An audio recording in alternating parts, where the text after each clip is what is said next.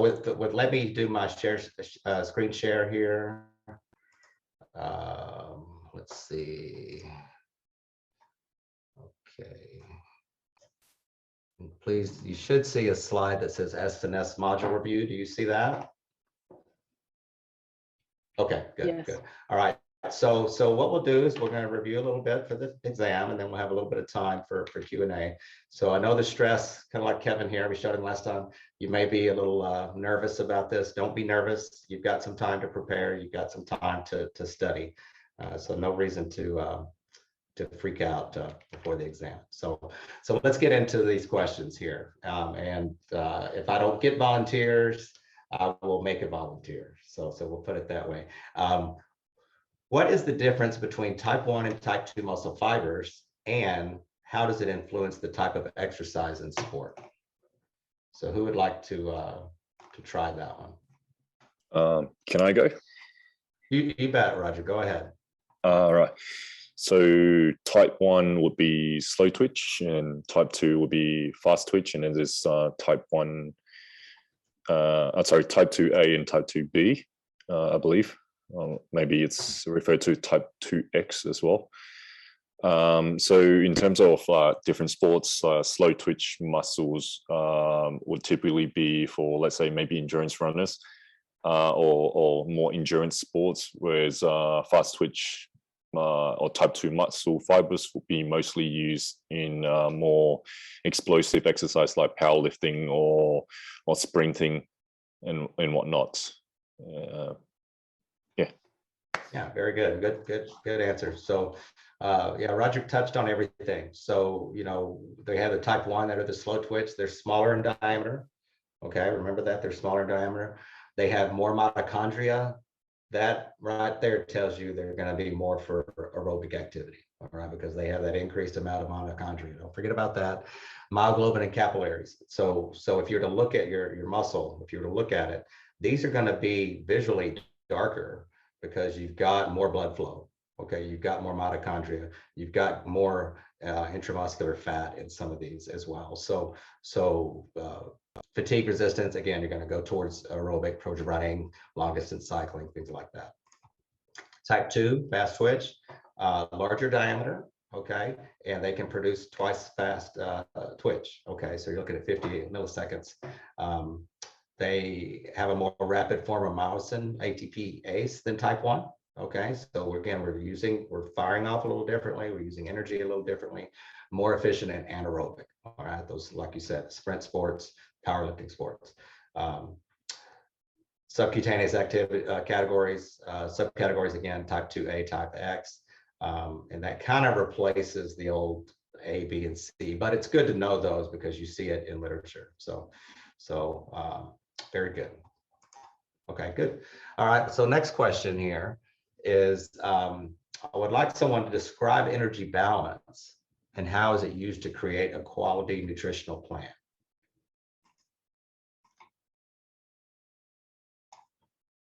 Who wants to handle this one? May I answer? Oh. Yes, Stelios, you go ahead, sir. But please, Dr. Rogers, can you specify what you mean quality nutritional plan? One that might be addressing someone's active lifestyle, not necessarily targeted towards a particular kind of training, but someone that just exercises regularly and that just wants a healthy diet. Okay, so basically energy balance is the energy consumed versus the energy intake from the diet. So depending on the goal, if one wants to gain some muscle or to lose some body fat, it needs to adjust this energy balance in order to create the desired effect. I don't know if you want to be more specifically talk about something. No, I think that's it. I think you really described it. So what you want to keep in mind when you're working with someone and you're assessing their energy levels and their expenditure and their intake is that, you know, you want to stay in energy balance. If they're not needing to gain weight, they're not needing to lose weight. You want to make sure that energy in equals energy out. Okay, you don't want to get too off of that. You take account into what kind of exercise they're doing, how long, okay, and do I need to make an adjustment to their diet? If it's normal exercise, they're not really doing high intensity, high duration, there may not be an adjustment. If they're really exercising hard, you may need to make an adjustment to balance that energy equation. So make sure you always look at the energy expenditure from exercise, but also look at what I call non-exercise energy expenditure. Okay, how active are they during the day? Because you may have to make an adjustment there. I'll give an example. If I have a kindergarten teacher who is chasing around 5-year-olds all day, they're going to burn a lot more calories than a CEO of a company that sits behind her desk all day. Okay, so that has a different non-exercise energy expenditure rate. So you need to make sure you take that into account when you're discussing diet. So very good, very good. Okay, so now I'd like someone to discuss what is an optimal diet. And don't worry, the legal understanding in your own country, that's something to think about, is that some people, when we're talking about diets, we can't always, some countries have limitations on who can talk about diets and who can't. So just make sure before you ever talk diet with someone, you understand what the legal understandings are in your country about prescribing diet advice so that you stay within your scope. So who would like to describe what an optimal diet is? I will. Okay, Joni, go ahead. I think it depends on what your goal is. When you want to be healthy, then an optimal diet will be a very varied diet. But for instance, when you are an endurance athlete, then an optimal diet will help you to get through all of your training sessions, and that is not necessarily always the healthiest diet for a human being, I guess. Yeah. So, So that's yeah, that's right. So, yeah, go ahead. I'm sorry. As a triathlete, I would like to eat less in a day. So I would like to have my GI system rest a little bit more. That would be optimal, but I need the calories and I need to perform tomorrow as well. So I need these calories, and I need to eat a lot of times to have an optimal diet for my sport. But if I would be in a resting phase and I would try to eat healthy, then I would eat less, and I would maybe emphasize different things. Okay, very good. And one question: what does the word optimal mean? When we see that in nutrition, what does that mean? I think it's optimal for your goals. Okay. One thing to keep in mind, and you had the right answer with talking about meeting the demands based upon the sport. You want to cut back on days that you're not training, have more so that you can manage. When we look at the word optimal, you always want to make sure that it meets all of our needs. Okay, so even those days that you may be cutting back, it still needs to be optimal for like proteins and vitamins and minerals and fluids, things like that. So I mean, optimal is meeting all our needs without excess energy intake. All right, and then you look at, does the athlete need to gain weight or lose weight? And then you make that adjustment, but you don't want to take away the optimal aspect of it. Okay, so make sure you keep in mind when you see that word optimal, always remember that it helps us meet all our needs. Okay. Again, like I said, if you're not sure of some of the guidelines and things that you can say, and check with your regional or your country's websites if they have them. If they do not, a good check is the Food and Agricultural Organization of the UN. Some countries don't have specified dietary guidelines and scope of practice. So if you're not sure, go to the UN website and you can get more information. Okay, so number 4, what types of athletes would likely benefit from creatine supplementation? Someone we haven't heard from. Who would like to tackle this?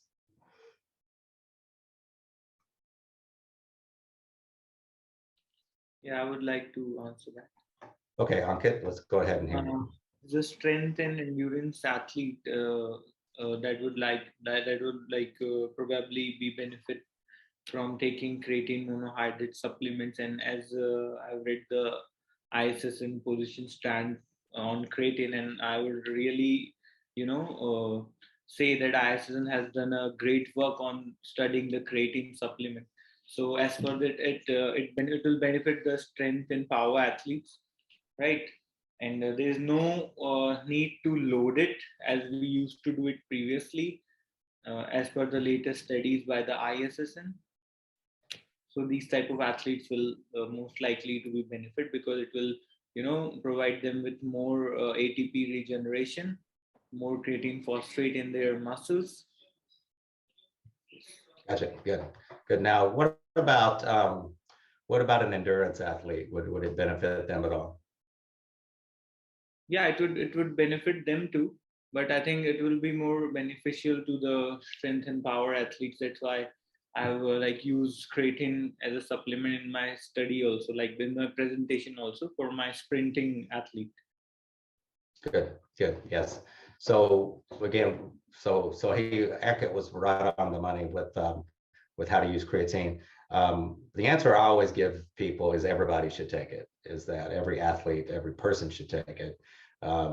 You just adjust the dosages. You know, obviously the strength training athlete may need to be on a higher dose. The distance athlete, because we can use it for recovery, is going to be on a lower dose because size matters. You need to be lighter when we do the distance or aerobic activities. So everybody needs to use it, but it depends on the sport that they're in, how they're going to use it. So very good. Let's see. Yeah, okay. So what are some disadvantages to using or recommending supplements from groups B and C within the GPNi traffic light system? What are some disadvantages?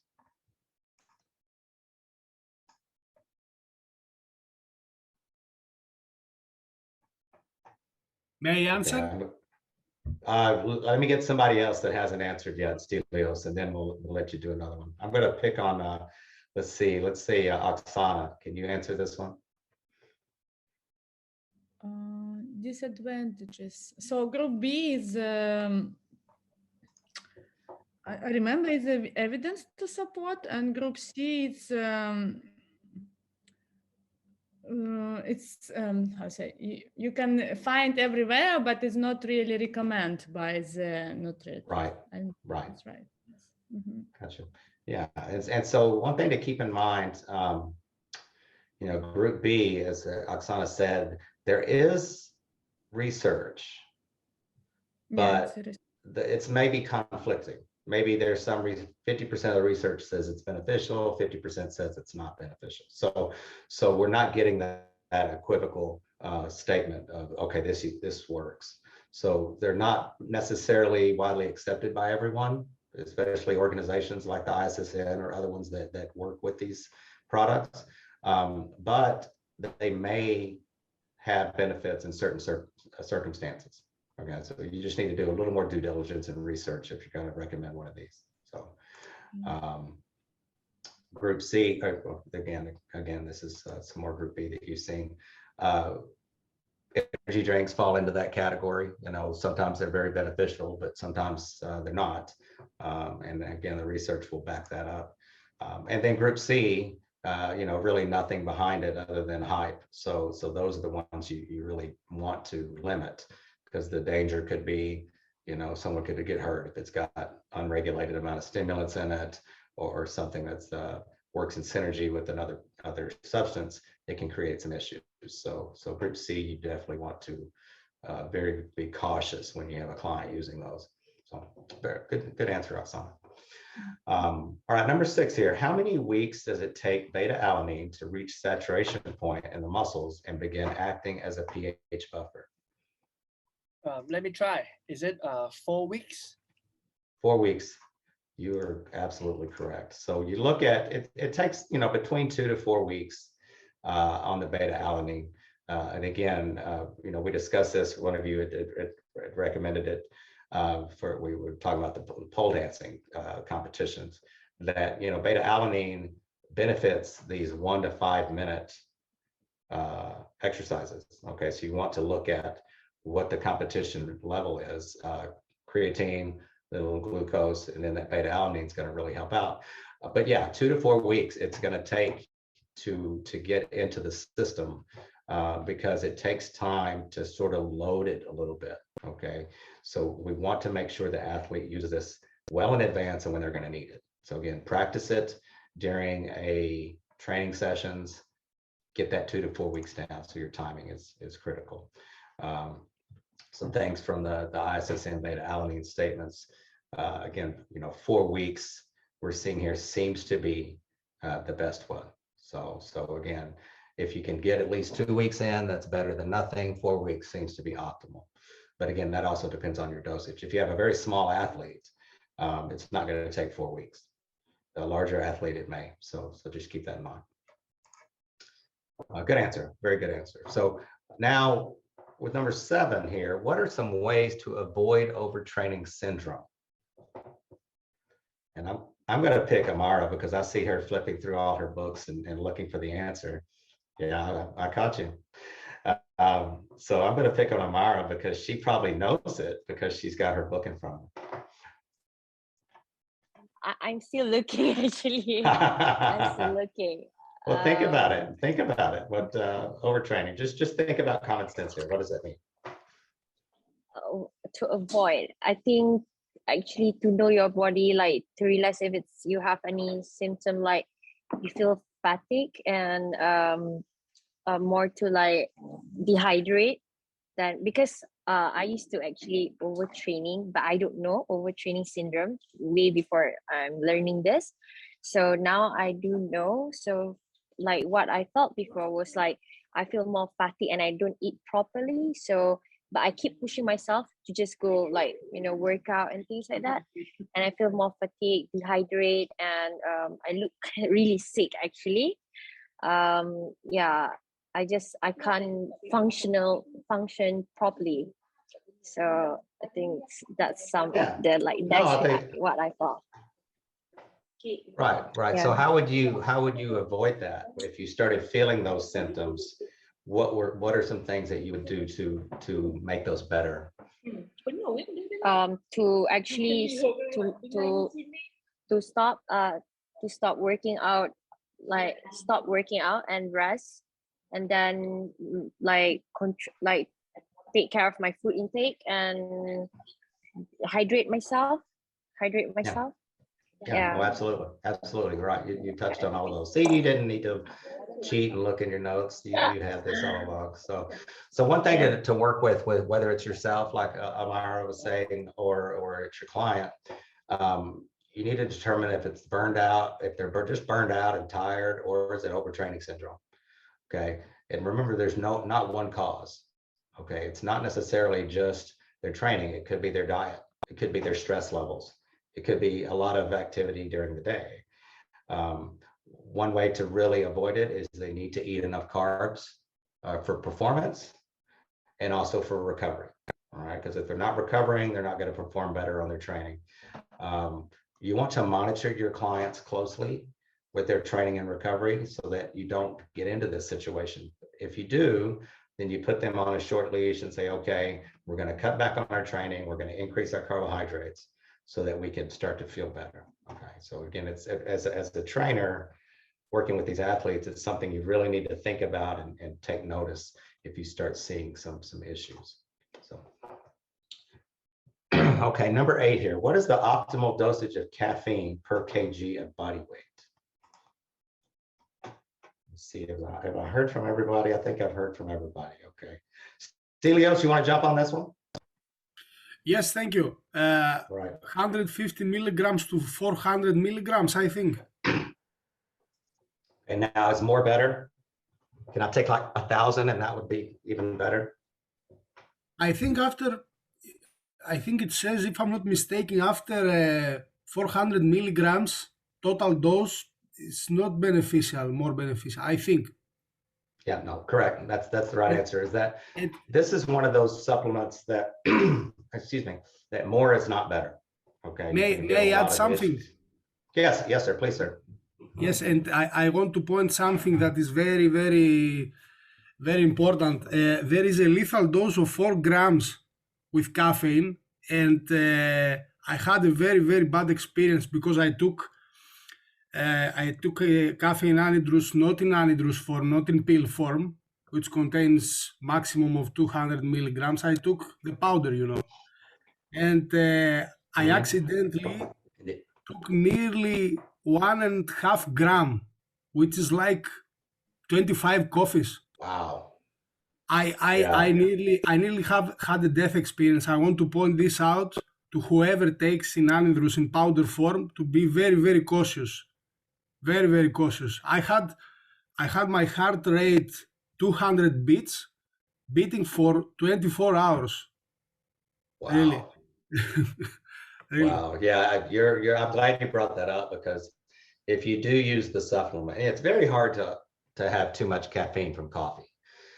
But if you're using a supplement like the anhydrous powder, or you're using energy drinks that have a higher percentage, you do need to look at your athlete's total intake, because that can be in a bolus dose like Stelios talked about. It can be very dangerous from an acute setting, but for more of a chronic issue, if they're consuming caffeine all day long, that's keeping their adrenaline up too high, that's keeping their heart rate up too high, and it can cause some issues. It can lead to overtraining syndromes, another cause there.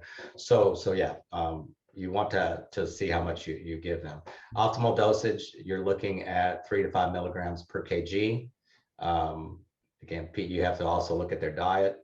Are they eating a high carb diet? If they are, that may not be, caffeine may not help them that much. Don't forget about that. So number 9 here, what must be considered if competing at a hotter and more humid environment than normal? So we're looking at humidity and we're looking at heat.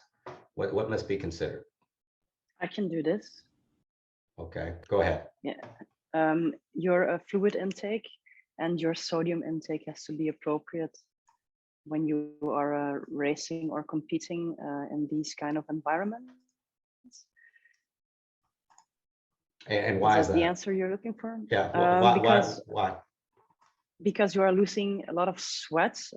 In your sweat, you lose a lot of sodium, and you have to keep your plasma sodium levels up. And because if you're drinking water and you're not replacing sodium, then your cells will start to swell up with water, and you will get hyponatremia.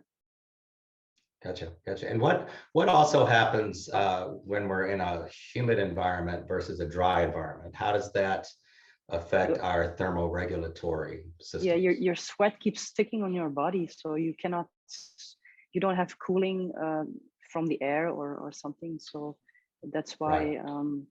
Yeah, you heat up. So what kind of clothing should you wear? Should you wear a different kind of clothing in a Yeah, you humid environment? should wear lighter clothing, and these days you can have very sophisticated clothing for hot weather. Mhm. So Yeah, ones you that pull can, that, they wick yeah, that sweat off of you. Yeah. yeah, and it's a lot more airy, so you get some more air. Yeah, good answer. Very good answer. So yeah, in a humid environment and warm environment, we dramatically decrease the effectiveness of our heat loss. Like Joni said, the moisture, the sweat stays on the skin longer. It doesn't evaporate into the air as easy. So we want to make sure that we take that into account. Okay, so potentially they can lose a lot more fluid than even a dry climate, because they're not cooling off as efficiently. So we don't want it to go below that 2 to 3% on aerobic performance, because that can affect you. If they lose more than 3% body mass, it's going to affect performance. Greater than 5%, issues, hyponatremia, she mentioned, cardiovascular functioning, exercise capacity goes way down. So you definitely want to keep tabs on that and look at the duration of the activity. If it's going to be 6 hours in the humid environment, okay, you've got to have a very tight electrolyte and fluid strategy put together. So again, this graph just simply says when we have that hot humid, our sweat rate increases, but we may not cool off as effectively. So you have to make sure you account for that when you're working with an athlete.